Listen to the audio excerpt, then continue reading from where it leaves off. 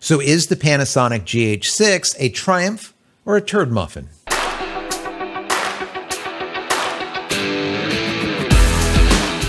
Hey everybody, welcome back to the channel. Thank you so much once again joining me for tea time. Today we have a little bit of fireside. It's not even daytime anymore, it's nighttime. I came back to the studio just for you. So many of you guys have been asking me about the Panasonic GH6. What do I think is going to go on between Panasonic and OMD, the Olympus or the OM1? And I was going back and forth with you guys on one of the live shows that we were doing. I think it was on Friday, last Friday. Anyways, Panasonic ended up doing their announcement tonight at 8 p.m. Eastern Standard Time. So I came back over to the studio to watch it. And I was hoping for something absolutely amazing. And we got a 3-minute announcement, guys. 3-minute.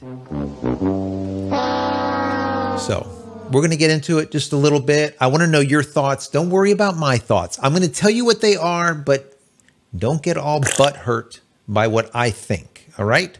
I want to know what you think, because there is a use case for everything. There's a hammer that's specific for every nail or for every project, okay? So there's no bad camera. There's just bad photographers and videographers. And the best thing that you can do instead of buying a camera is buy yourself some training, all right? So now that we got that out of the way, let's get into this. Before we do, I want to say that if you haven't downloaded any of my ebooks as of yet, go check them out. Go over to JCristina.com/books. Once again, JCristina.com/books. So let me start out with what was the majority of the fans that I spoke to, what were they looking for? What were those things that they really wanted? Well, number one, what they wanted to be able to see was 8K. They were saying, well, if we can do 8K, that would be fantastic. We see that they're doing full frame 8K with like a Canon EOS R5 or now with the Nikon Z9. We should be able to do 8K with the Micro Four Thirds. It didn't matter to them if it was 8-bit or 10-bit, but they just wanted 8K. The second thing that they wanted was 2 card slots that were the same. So it didn't matter if it was CF Express, if it was XQD, or if it was an SD card slot, as long as it was a UHS-2 SD card. But they wanted matching card slots, 2 of the same. They also wanted native dual ISO. And finally, most importantly on that list was phase detection AF, PDAF, in comparison to DFD, or depth from defocus. That is what Panasonic has been using ever since day one. DFD is kind of long in the tooth, and they said we want phase detection, so we end up with good autofocus. Well, out of those 4, how many of those do you think that we got?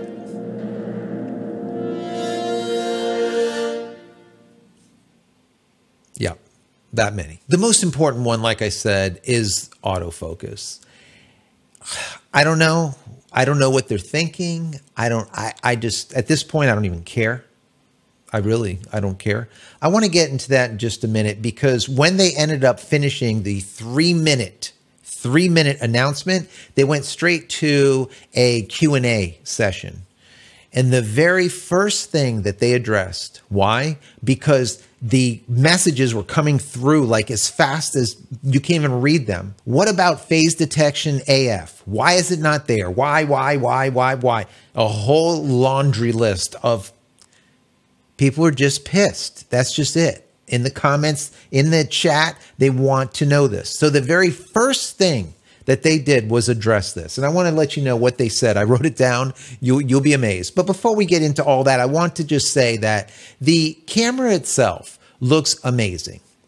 And I shoot Panasonic. I shoot the Panasonic EVO 1 on multiple jobs professionally for episodic TV programming. But they all have EF glass on them through mounts, and it's all pulled. The focus is always pulled.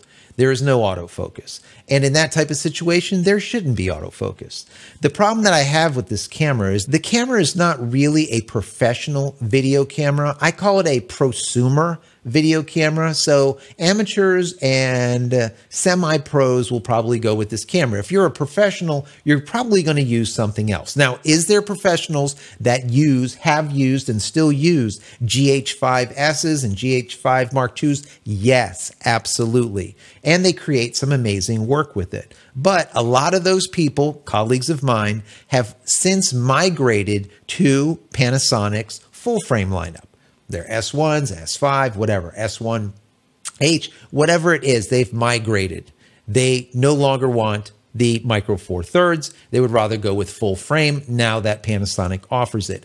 Panasonic does video well. It does it amazing. Now, in the announcement, I would say 90% of everything they talked about, maybe even 100, could have missed something, was video. They did not talk about photo at all. They just talked about the video capabilities, and that is it.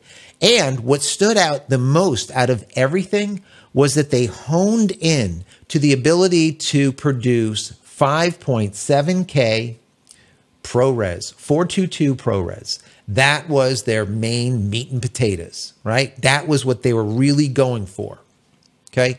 So if that was really important for you, well, then you would have gotten something out of it.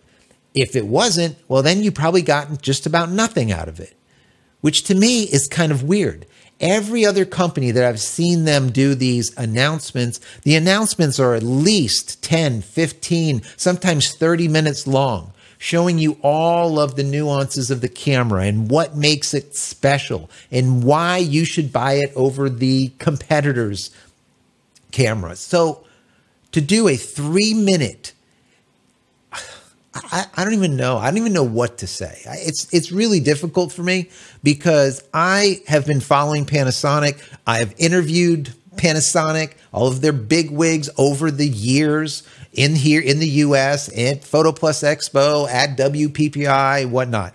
And I just don't know what they were thinking here. I just simply don't. The only thing that they have done here was increase the megapixel of their sensor and speed up the processing.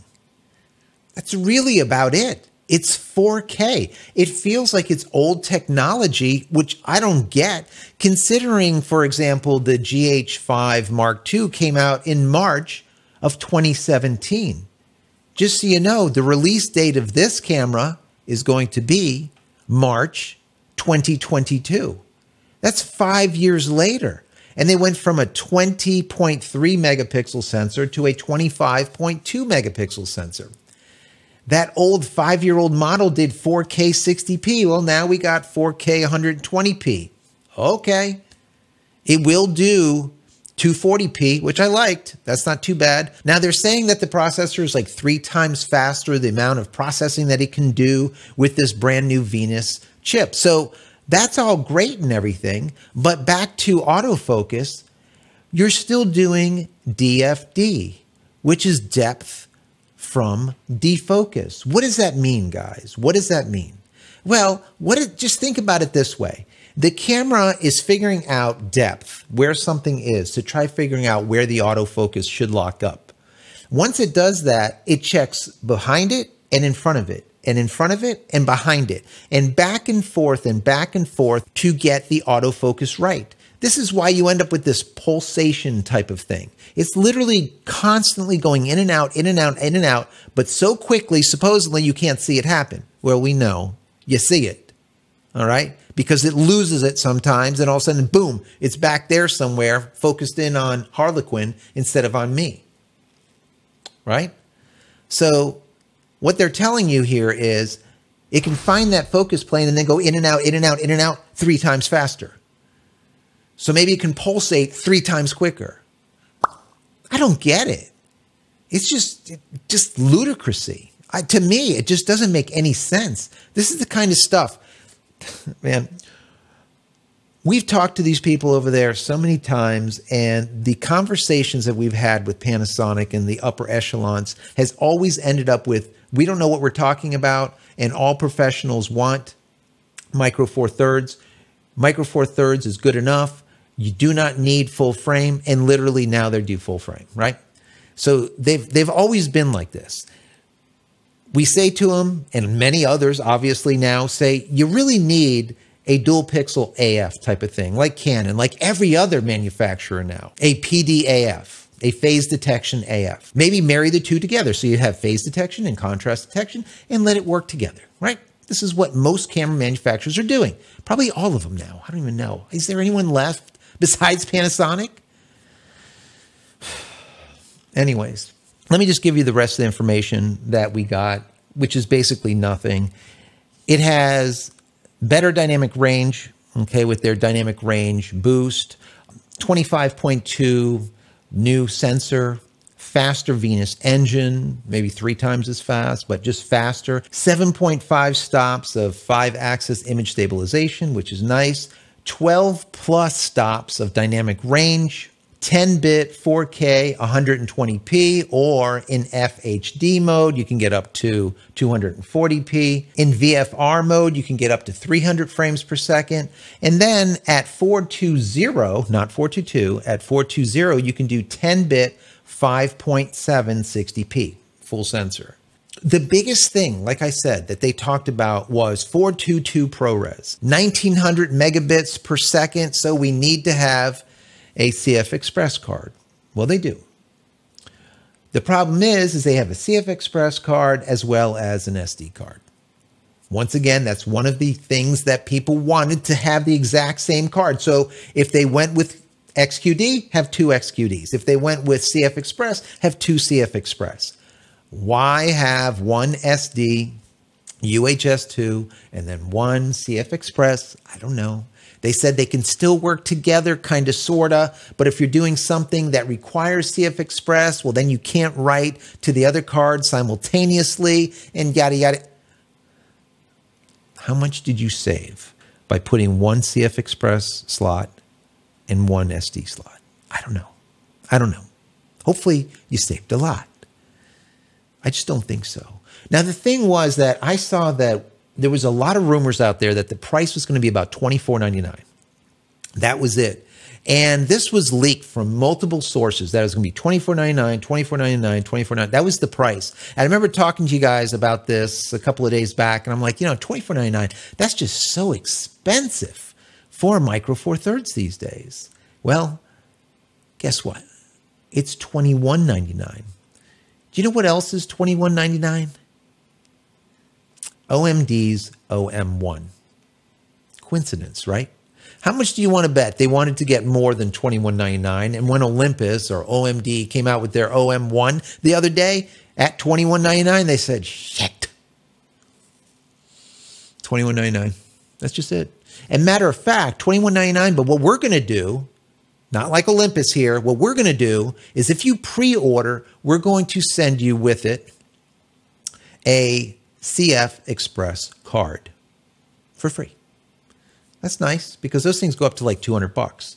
So I don't mind that at all. That is cool. So I can see how they wanted more, but they figured out that they're just not going to get more out of it, period. So coming full circle, like I said, I wanted to tell you what they said when they were asked repeatedly, what about PDAF? What about PDAF? What about phase detection AF? Their response was this: to provide the best picture quality and dynamic boost, we had to go with contrast detect. But we are investigating PDAF, or phase detection AF, phase detection autofocus. We are investigating it. What the f***? Are you serious? You're investigating it? It's been 10 years. What are you investigating?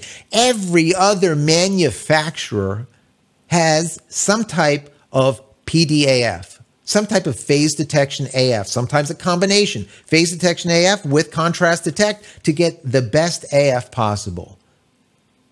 Why are they so damn stubborn? Why is Panasonic so dense, so tone deaf to the people? I mean, literally the very first, the comments, the chat was flooded. This morning I did a piece that I talked about consumer sentiment being in the toilet. What do you think the fans of Panasonic believe or feel? What do you think their sentiment is when they see that the manufacturer does not listen to them? Ever. It doesn't matter how many people, how many times, how often. These people are thick. I don't know how else to say it. I don't know.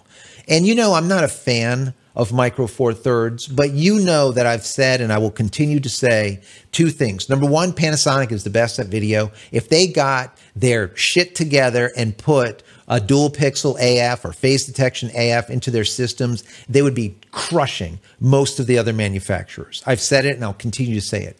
I've also said that even though I don't like Micro Four Thirds, there's a place for every camera. Like I say, there's a hammer for every project. Not every single hammer is going to be perfect for every job. So getting the right hammer is important. And Micro Four Thirds is really good for birders or for sports photography or anything you want that long distance and you need something lightweight. All right, because the lenses are smaller. Are the bodies smaller? No. You could find full frame bodies that are about the same size as this GH6, guaranteed. But when you slap on full frame glass, now all of a sudden things change. Like I said, there is people that will require Micro Four Thirds or want Micro Four Thirds. Do I think Micro Four Thirds is going to go the way of the dodo bird? I do. I think APS-C will pick up where Micro Four Thirds is. I think that full frame will pick up where APS-C is. And I think that medium format will pick up where full frame is today. I think it will just slowly move up the chain. Why? Because they can make a full frame for the same cost as they make a Micro Four Thirds. Why make a Micro Four Thirds when you can create either an APS-C model or a full frame for the exact same price or even cheaper? Once again, the product costs $21.99. How is Panasonic going to get people into their system with this camera? I really don't know. I don't know. So like if I was to look at this and I was looking at an OM1, right? Just for an example, right? I want to go Olympus and I want to go Panasonic. I want Micro Four Thirds. Which one I pick? I don't know. Olympus has a better color science, definitely. Olympus definitely, hands down, has better autofocus. Don't even think about it, right? But Panasonic does have better video features. They always have. And most likely, much better dynamic range. But not only will the OM1 be their direct competition, I think that their own cameras will be competition to this camera. Why do I say that? When I was researching this, I was saying, well, all right, if I was going to buy this camera, originally I was thinking it was $2,500, but now it's $21.99. That's the actual price. I was looking at the other cameras that they have currently available. You got the GH5 Mark II, okay? That came out in March of 2017, and that's at $1,499. You have the GH5S, which came out January of 2018. That's $1,399. You have the S1 full frame that came in March 2019 for $2,499. You have the S5 that came out September of 2020, 24 megapixel sensor, just like the S1, both 24.2 megapixel sensors for $1,899. So you have a full frame S1 for $24.99, and they want to sell this for $21.99. Then you have the S5, once again, full frame, 24 megapixels, $1,899.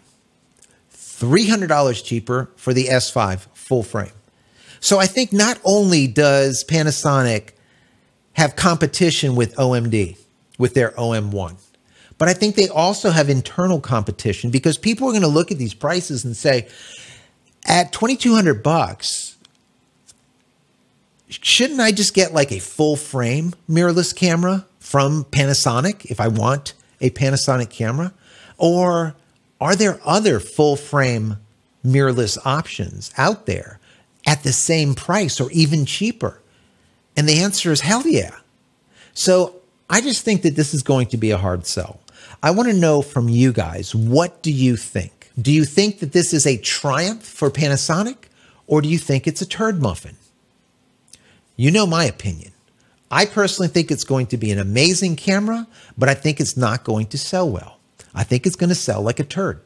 And the reason being is people have been waiting for 5 years for a camera that doesn't have that much more to offer. Like I said, If they would have put PDAF into this, no brainer, they would have probably sold it for $24.99, probably what they wanted to sell it for at the beginning. They would have sold it for $24.99 all day long. Hands down, they couldn't make enough of them. If they would have put 8K into it and still left PDAF out of it, they probably still would have sold more of them just because people want to see that it has the newest, latest, and greatest technology, and maybe they want 8K. Remember, this is micro four thirds. It's not full frame.